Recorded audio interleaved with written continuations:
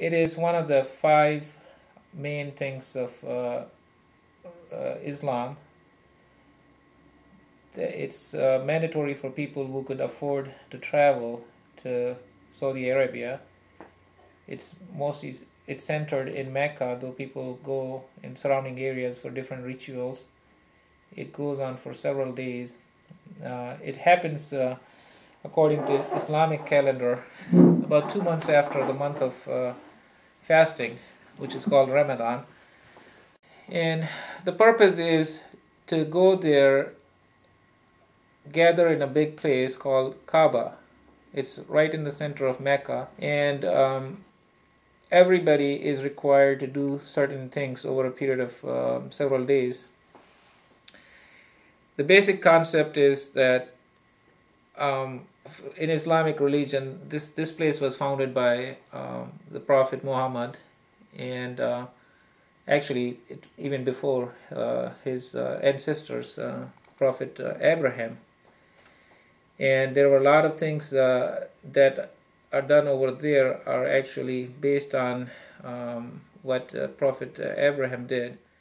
God asked him, what's the one thing that he loved most, and it was obviously his son. So he was asked to sacrifice his son, and he was willing to do it, but at the last minute there was lamb that was instead sacrificed. So Muslims all over the world, and especially when they go to Hajj, they practice this thing at the conclusion of the Hajj.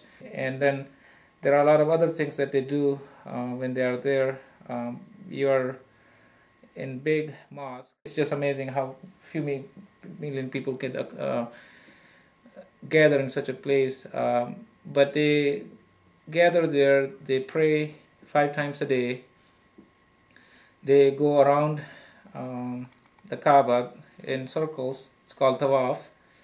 They are all dressed alike, whether you're rich, poor, or king, or beggar, or whatever. They are all required to take a bath, clean themselves, put a robe on, which is called ihram. They have to travel to nearby places where they sort of camp out.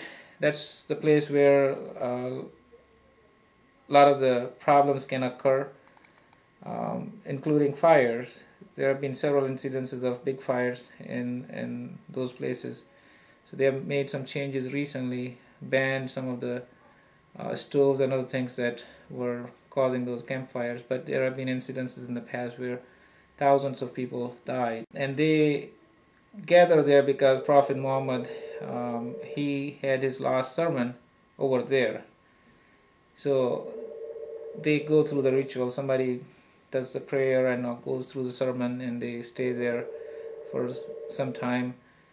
And after that, they have to go to another place where they actually have to throw stones at something, which essentially means, it's basically a concept is you're stoning the devil. After they get done with that, I think all the men have to have their heads shaved off. Some of these things are in memory of Prophet Abraham, what he did in his life. And then there was another place where they have to go, they have to sort of walk fast or run between the two places. This is also behind some story that Abraham's she was looking for the water. She had a very young son, and she couldn't find it, so she was running between two places, and desperate for the water, she was praying to God that help me.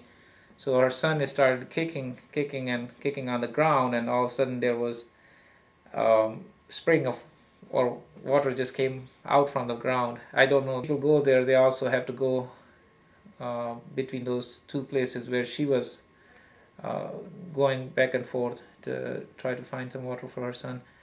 And there is still that water spring over there. In fact, a lot of people, everybody who goes there, they get that water in a bottle. They sell it nowadays the way it is. And then when they come back, they bring it for their family. It's supposed to be blessed water or something. I guess people could go there for even up to 2 months, but a lot of people just go there for 15 days or 20 days. So that's a brief summary about the Hajj. That's what I know.